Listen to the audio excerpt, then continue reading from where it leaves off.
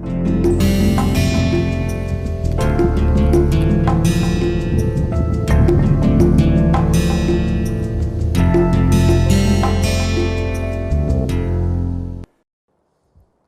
in this lecture we are going to talk about performance bounds for convolutional codes. In particular, we are going to analyze the performance of Viterbi decoding, which is maximum likelihood decoding for convolutional code, and as an example we will consider a simple binary symmetric channel. Now, if you recall what is a binary symmetric channel, so there are two inputs 0 and 1, 0 and 1, and with some probability 1 minus p we receive the bits correctly, and with a crossover probability of p the bits get flipped. That is our binary symmetric channel. So, we are going to analyze the probability of error when we are doing Viterbi decoding of convolutional code over a binary symmetric channel. So, as an example we will consider one particular convolutional code. In this case we are considering a rate 1/3 convolutional code which has memory 2. So, it is a 4 state convolutional code whose generator matrix is basically given by this. So, these are my generators 1 plus d, 1 plus d square, 1 plus d square. And without loss of generality, we will assume that all 0 code word was transmitted. So, all 0 code word was transmitted over a binary symmetric channel, and we received the bit. We applied maximum likelihood decoding, Viterbi decoding, and now we are interested to characterize the performance of the Viterbi decoding algorithm. Now, we would require one more concept which we discussed in lecture 2C, which is input output weight enumerating function. So, what does input output weight enumerating function tells us? It tells us about what is the input that will cause, what is the corresponding output that it will cause, and what is the length of that particular sequence. So, as you can see, these all 0 paths through the trellis are all valid code words. So, this weight enumerating function essentially enumerates all non-zero code words. So, for this particular example, the input output weight enumerating function is given by this expression, and which we can expand, we can divide this by this. So, this we will get our terms. Now, here x is the exponent of x will give me the overall weight, the exponent of w will give me the information sequence weight, and this length will give me the length of this path, like of this. So, the time it diverges from all 0 state to the time it remerges at all 0 state. So, x7 WL3 means there exists a code word of distance 7 which has information weight 1, and the time it diverges from all 0 state to the time it merges back to all 0 state, that is 3, and there is one such code word. This can be interpreted as there is a code word of weight 8 and corresponding input weight is 2, and it has length 4. Length 4 meaning again by this L denotes. So, you have your code word which diverging from all 0 state, and then after staying in some non-zero state, it is merging back into your all 0 state. So, this L denotes the time from which it moves away from all 0 state to the time it takes to come back to all 0 state. So, let us talk about what do we mean by error here. So, since we considered an all 0 sequence, we expect that our correct path should be the one which goes through all 0 state, because our transmitted code sequence that we assumed, if you recall, we assumed that an all 0 code word was transmitted. So, what is the correct path? The correct path is one that goes through all 0 states. So, this is the correct path. Now, when will error happen? An error will happen if at a particular time instance, let us just say this is the time instance I am looking at. If at this time instance, instead of deciding for this path, if I go for this path, then error will happen. Why? Why is this an incorrect path? Why is this an incorrect path? This is an incorrect path because my transmitted code word was all 0 sequence. So, if I decide in favor of this path instead of this path, then I make an error. So, I say a first event error happens at some arbitrary time t if the all 0 path is eliminated in favor of a non-zero path, which is our incorrect path. So, the first instance when I do that,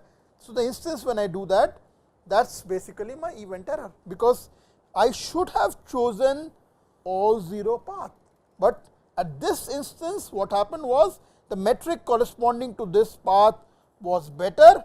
So, I chose this and I eliminated this path, but this is a wrong path because my transmitted code word was all 0 sequence.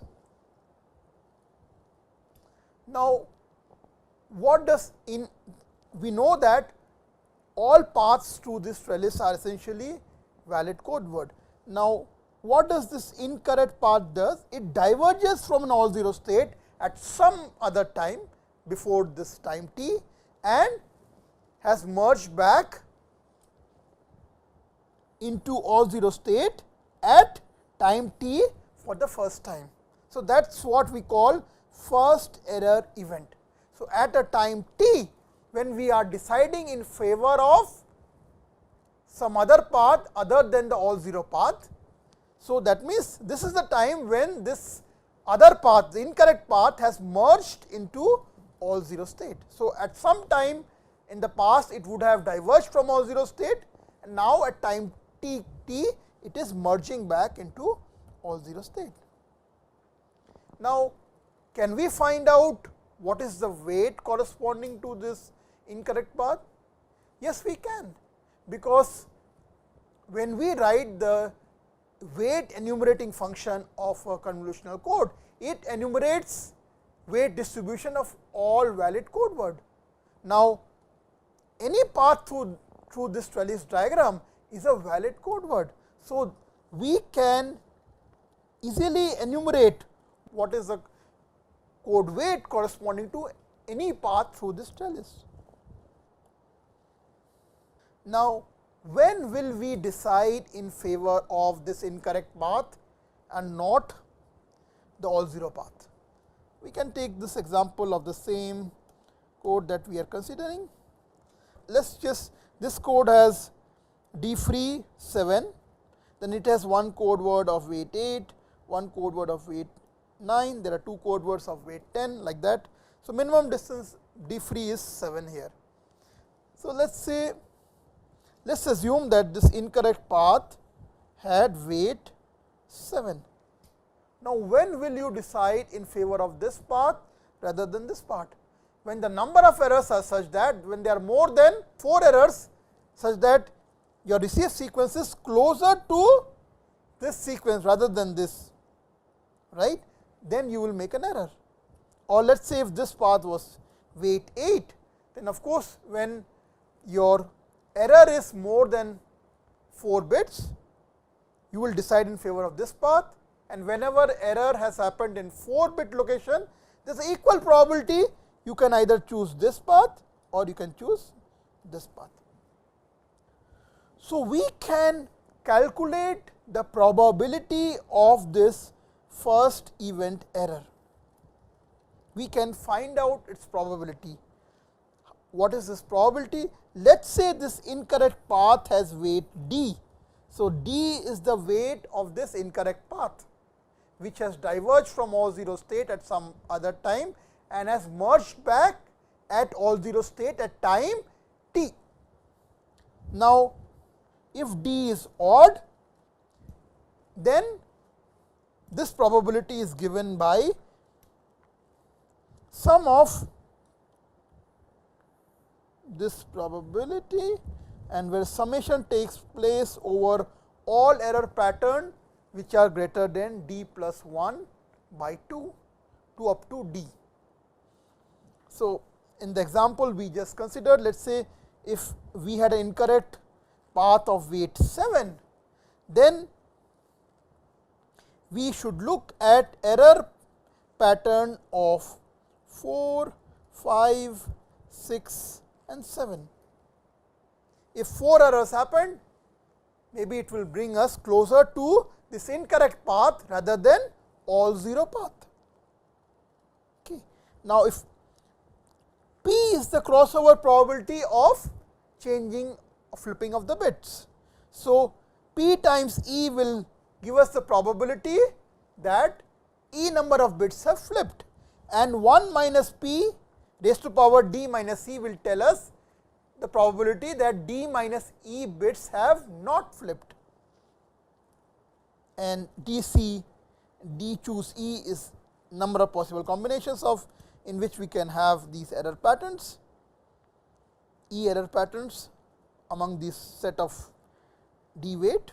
So, this will give us the probability of first event error. Again, we will make a decision in favor of incorrect path if our receive sequence is closer to the incorrect path, and we know what is the maximum likelihood rule for binary symmetric channel. It is we choose a code word such that the Hamming distance between the received code word and this chosen code word is minimized. So, if there are 4 or more errors for the case when incorrect path has weight 7, then you are going to choose basically go for this incorrect path. What about when d is even? When d is even, for all error patterns from d by 2 plus 1 to d, you will decide in favor of incorrect path, and whenever the error is d by 2, then there is a 50-50 chance, because you can just then there is a tie in the matrix. So, you can just flip and choose either of the part, and that is why for d by 2 I have written here it is half times this probability plus all error patterns of weight more than d by 2. So, for example, in this case we had one path of weight 8, right. So, if our incorrect path was of weight 8, then all error patterns of 5, 6, 7, 8, they would have caused decision in favor of this incorrect path, and whenever there is an error pattern of weight 4, there is a 50-50 probability that I may choose an incorrect path or I may choose the all 0 path, because the Hamming distance is same from all 0 path or this incorrect path. So, that is why I have a half here. So, this is the probability of first event error. Now, if we are looking at time t, then all incorrect path lengths of length t or less can cause first event error. So, we would now use union bound to essentially upper bound this probability of first event error probability. So, what does union bound say? Is probability of union of errors is basically upper bounded by sum of probabilities of error. So, we are going to upper bound this first event error probability by sum of error probabilities of all these incorrect paths. Now, if we also allow incorrect path of any length even greater than t, then in that case the first event error probability can be upper bounded by this. So, this is the probability of first event error of weight d, and how many such weight d paths exist, that is given by this, and you sum over your d which goes from free distance of convolutional code to infinity. So, this will give you an upper bound on probability of first error event probability. Now, can we make use of the weight enumerating function of the convolutional code to calculate this, and this is what we are going to show. So, let us first try to simplify the expression for probability of first event error. So, this was the expression for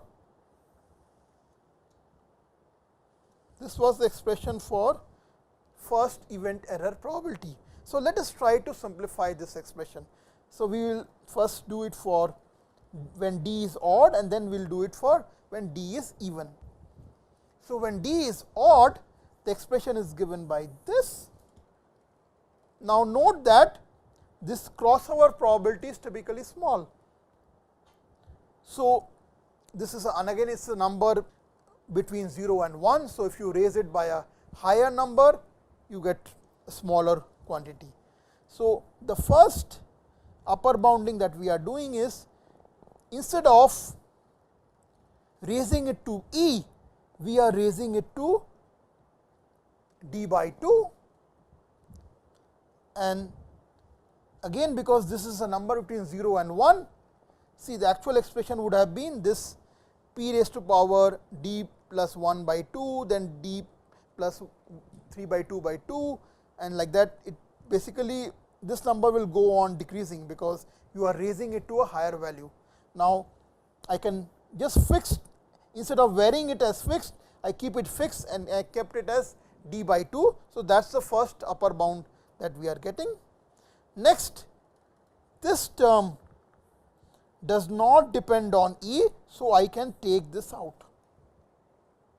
So, what I am left with is this d choose e, where e goes from d plus 1 by 2 to d. Now, next upper bounding what I did was I replaced it by e equal to 0. So, instead of e equal to d plus 1 by 2, I am adding more terms, I added from e equal to 0. So, that is why this upper bound came, and what is this? This is nothing but 2 raised power d.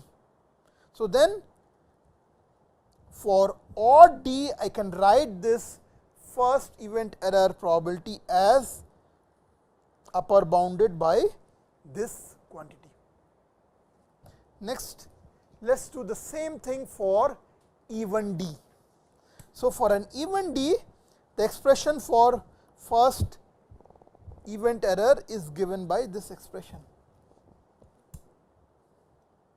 So, first thing that I do was I upper bound this by changing this exponent from e by 2 plus 1 to e by 2. Note that in this expression, when the error pattern is d by 2, I considered a 50% probability of making an error. Now, I just removed that and I added that here. I removed that 50% thing here. So, that is why I am getting an upper bound here. Next, same as in previous expression, I replace p raised power e by p raised power d by 2. And again, because p is a number between 0 and 1, if you raise it to a higher number, it decreases. So, I just kept it at d by 2, which is the smallest value of e. Third thing which I do is, again like in for the odd case, this term does not depend on e. So, I can bring it out. So, I brought it out, and what I am left is with this, right, and then I add terms from E0 to up to d by 2. So, I replace this by this. So, again then I am upper bounding it because I am adding additional terms here. So, this quantity will be less than this quantity, and finally, this is 2 raised to power d. So, I get my expression for first event error probability for d being odd given by this expression. So, PD is upper bounded by this for when d is even, and we showed even for when d is odd, it is upper bounded by the same quantity. So, then what we can do is we can write that our first event error probability is upper bounded by this. We just showed this for d equal to odd and d equal to even separately. So, we can upper bound this probability by this.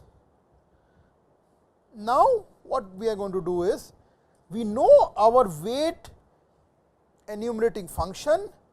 So, will give us the distribution. So, if we have some weight enumerating function, it essentially will give us from d equal to d free to infinity, it will give us how many code words of weight d are there, and x raised to power d. Okay. So, we are essentially making use of this weight enumerating function, and we look at the form of our first event error probability. So, looking at these two, we can write then that first event error probability can be computed from the weight enumerating function by replacing the weight that x by this quantity. So, this we obtain by comparing this equation with this equation. Okay. Now, what sorts of error events can happen? So, let us just spend some time on that. What type of error events can happen? So, of course, you can have a scenario where you have multiple error events. So, you diverged from all 0 state, you merged back, then you again diverged, you merged back, you diverged, you merged back. This can happen. Now, when will you? So, if your decoded path is this, that means the metric that you are getting here is better than the metric value for all 0 state, and that is why you are deciding in favor of this. Now, there are multiple ways in which these errors can happen. So, error events can happen in multiple ways. So, let us say there might be a situation when you have diverged from all 0 state and then merged back into all 0 state, and then after some time you again diverge from all 0 state, stay away from all 0 state, and then you merge back, and again then you stay away from all 0 state, diverge, and then again merge back. So, you can have multiple error events happening. Now, let us look at what are the various types of error configuration you can have. So, for example, you could have a scenario like this. So, you diverge from all 0 state and then you merge back, and at this time instance, let us say your metric corresponding to this path was better than metric corresponding to the all 0 state path. So, you have discarded the all 0 state path and decided in favor of this path. Now, further up, when you came here, you were here, and there was one path which was going like this, and when you came to this time instance t, then again the metric corresponding to this was worse than the metric value corresponding to this path. So, you decided to go for this particular code word, just calling this all 0 state as vector V, code word V, this is code word V dash, and this is code word V double dash. So, the point which I am trying to make is, whenever you have these kinds of multiple error events, you can always upper bound your event probability by error probability of the first event error. So, when you decide in favor of this particular code word, that means this has better metric corresponding to or V, right. So, we can upper bound the probability of event error by first event error probability, and this could have multiple configurations. For example, this is your all 0 state. So, you were here all 0 state, when you came to this point, you notice that this metric was better than this metric. So, you discarded this and you decided in favor of this particular code word, which is your code word V dash, but then when you came here, again this metric was better than this. So, you discarded this and you decided in favor of this.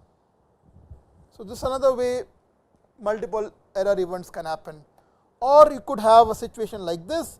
You are at all 0 state, when you are at this particular instance, you notice this has a better metric. So, you decide in favor of this incorrect path, but then when you reached here, you noticed this path has a better metric. So, you discarded this and then you decided in favor of this. Now, for each of these cases, we can upper bound the event probability by the first event error probability, which we have already computed. So, this event error probability can be upper bounded by the first event error probability. So, we can write a probability of error in this particular fashion. Now, note here you had terms corresponding to various D's. So, you had terms corresponding to D free, D free plus 1, D free plus 2. So, since the value of P is typically very small, the most dominating term in this error probability expression is your first term, which is the D free term. So, you can also approximate your probability of event error by how many such events are there which have paths which have weight D free and this raised to power D free. So, case when P is very small, this bound is dominated by the first term, which is the term corresponding to D free, and in that case we can write down an approximate expression for probability of error like this.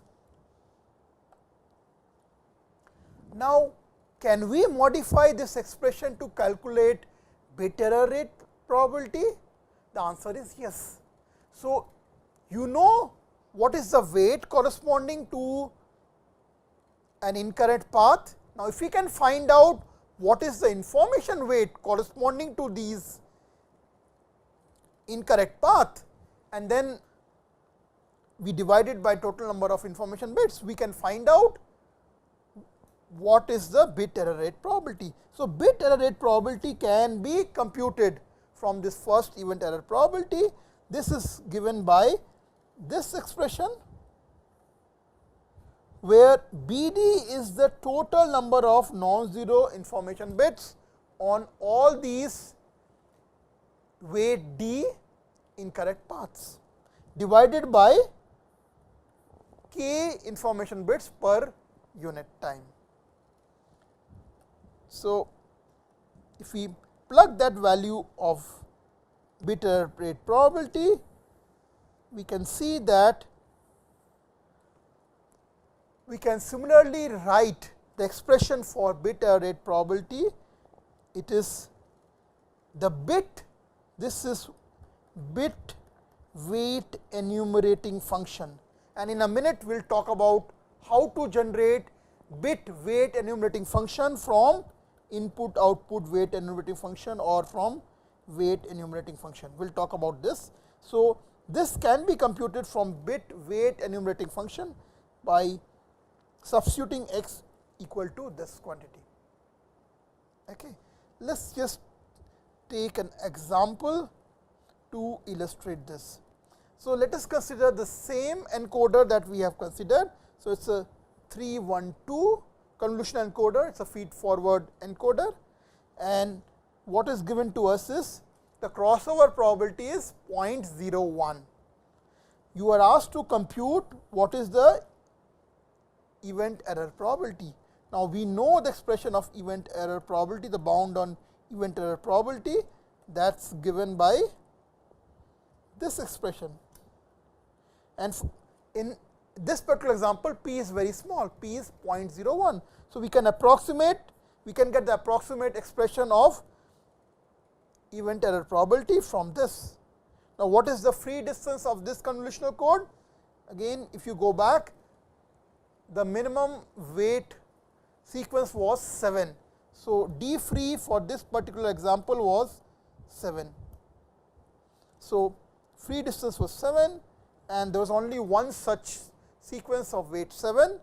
So, we plug those values of d free and a d free in the expression for probability of event error, and we get probability of event error to be roughly 1.2 times 10 to the minus 5.